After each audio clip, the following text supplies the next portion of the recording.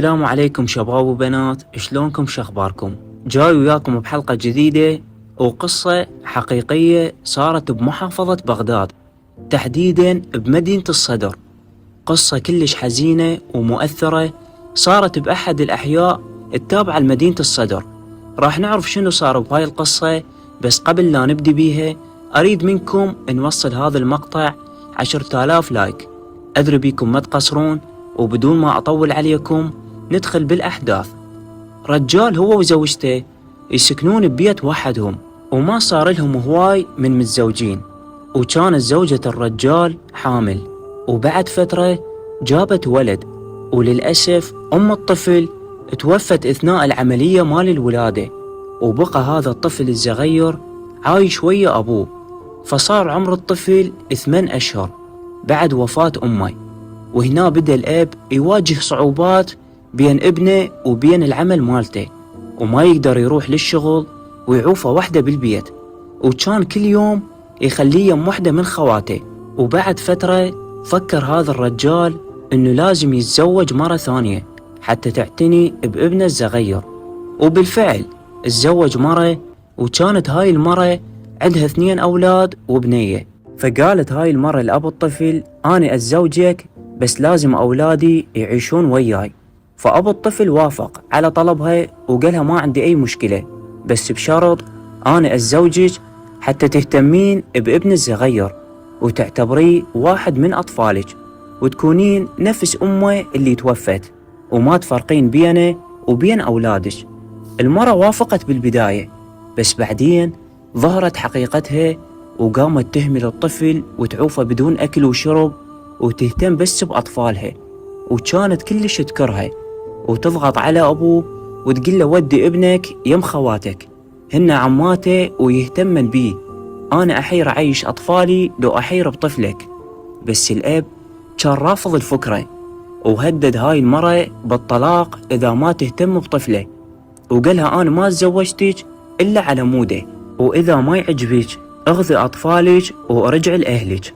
هنا حست هاي المرة بالخطر، إنه رجلها يطلقها فعلا، وكان عندها هدف كلش حقير وخبيث، وهدفها كان إنه تصير كل أملاك زوجها لولدها ورث بعد ما يموت، لأن كان أبو الطفل عنده أملاك وبيوت، وما تريد ابنه يشارك أبنائها بالورث، وطمعت إنه تكون أملاكه فقط إلها ولأولادها.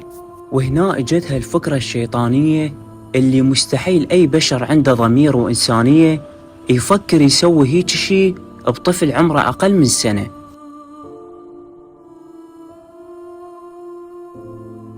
قررت هاي المرة الخبيثة إنه تنتقم من الطفل، بس رادت تموته بطريقة ما حد يلاحظ بيها، وتخليه يبين إنه هو مات وحده بدون ما أحد يتقرب له. فإجتها فكرة كلش غريبة، إنه جابت أبرة مال خياطة كبيرة، وبينما الطفل كان نايم دخلت الأبرة كلها بظهره، وتحديدا بالعمود الفقري.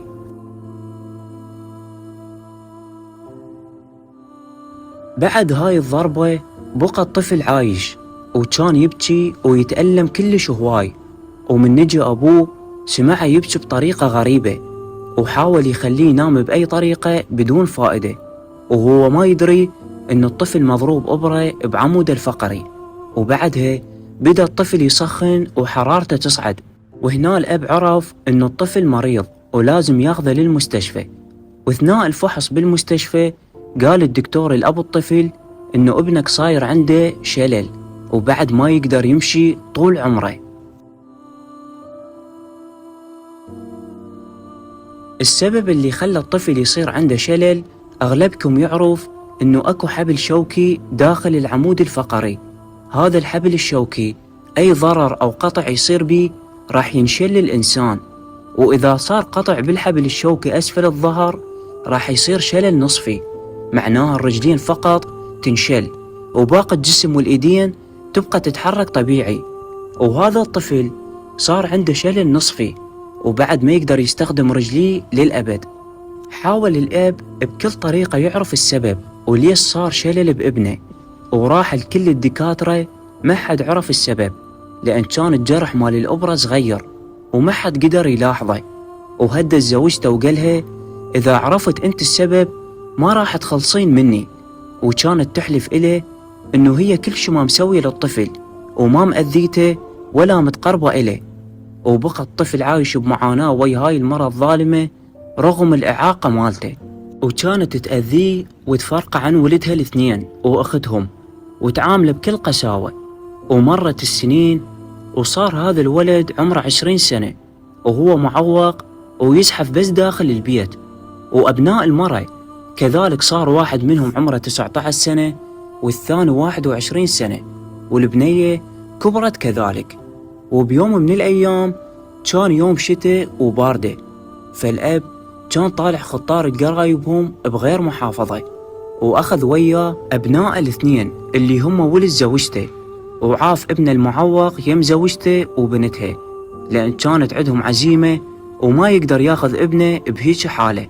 فأخذ ولد زوجته وراحوا، وبسبب الجو والأمطار اتصل الرجال بزوجته وقالها راح نبات اليوم يم قرايبنا لأن ما نقدر نرجع والطريق مطر، دير بالك على البيت وعلى ابني. فبالمنطقة اكو حرامية اثنين معروفين، ذولا شغلهم اي بيت يطلعون منه اهله يطفرون عليه ويبوقون الغراض البيه. فكانوا مراقبين بيت الرجال لأن يعرفون عنده فلوس وذهب وأملاك، وقرروا يطفرون على البيت. بعد ما شافوا الأب وولده الاثنين طلعوا وما بقى بالبيت غير بس الأم وبتها والولد المعوق. وصلوا الحرامية الاثنين يم باب البيت، فواحد من الحرامية قال الصديقة اطفر وحدك وأنا راح أراقب لك برا. وجوا بس النسوان وعدهم ولد معوق ما يقدر كل شي يسوي لك. وفعلا طفر واحد من الحرامية على البيت، وكانت المرأة وبتها نايمين بغرفة والابن المعوق نايم بغرفته بصف غرفتهن. فالحرامي دخل على غرفة البنية وأمها وكان شايل بيده سكينة وهددهن وقال إلهن طلعن كل الفلوس والذهب لو تموتن، وكانن يبكن ويصرخن وما بيتهن أي شي. فالولد المعوق فز من النوم على صوت أمه وأخته وسمع صوت الحرامي يهدد بيهن، فزحف باستخدام إيديه للحوش. وكانت أكو خشبة بالحوش احنا نسميها التوثية، أغلبكم يعرفها، وأغلب البيوت قبل بالمناطق الشعبية يخلوها بالبيوت للاحتياط. فزحف الولد المعاق على التوثية بدون صوت وأخذها وراح يزحف على كيف الغرفة زوجة أبوه وبتها، وإجا من وراء الحرامي وضربه كل قوته بالتوثية على راسه. وقع الحرامي بالقاع وأخذ الولد السكين منه. فطلعت المرة للشارع هي وبتها وبدن يصرخن. فشرى صديق الحرامي الثاني وبلغوا أهالي المنطقة على الحرامي، ومن إجوا الشرطة لقوه مغمى عليه ونايم بسبب الضربة، فأخذوه للمركز وهناك صح الحرامي واعترف بكل شيء. فبعد ما رجع أبوه وولده للبيت سولفوا أهالي المنطقة القصة إليه وقالوا له إنه ابنك رغم إعاقته كان سبب بإنقاذ حياة زوجتك وبتها. وهنا زوجة الرجال صح ضميرها وقررت تعترف بجريمتها، وقالت قدام الشرطة وأهالي المنطقة هذا الولد المعاق اللي دافع بكل بطولة وشجاعة عني وعن بنتي، وبهاي شجاعته قدر يخلصنا، أنا السبب اللي خليته يعيش كل عمره معاق وما يقدر يمشي. واعترفت بكل تفاصيل الجريمة وقالت إنه أنا دخلت الأبرة بظهره وبسبب الأبرة صار عنده شلل، وكانت نيتي إنه أخليه يموت حتى يبقى الورث والأملاك بس لولدي. وقالت أنا أستحق العقوبة، واليوم يالله عرفت قيمة خطأي. وبالفعل زوجها طلقها وقام عليها دعوة بالمحكمة وانسجنت وأخذت جزاءها العادل. كتبوا لي رأيكم بالقصة وشنو افتهمتوا منها.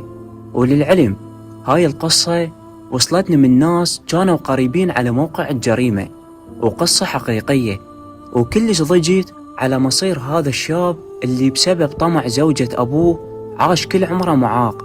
وبنفس الوقت حبيت موقفه البطولي رغم الإعاقة والمرض مالته، دافع عن زوجة أبوه وأخته، ومهما كان ندم زوجة أبوه واعترافها بس مو مبرر لفعلتها اللي مستحيل أي إنسان مسلم أو غير مسلم عنده دين وعنده ضمير يسوي هيك بطفل صغير ويدخل الإبرة بظهره حتى يموته. بس فعلا أكو هيك أشياء بالمجتمع وبكل الدول الباقية، وأعتقد أكو بيكم سامع جرائم أقوى من هاي. فبنهاية المقطع أريد منكم تدعمون بلايك واشتراك بالقناة حتى ما يفوتكم أي شيء أنزله. وبس أشوفكم بخير بمقطع جديد.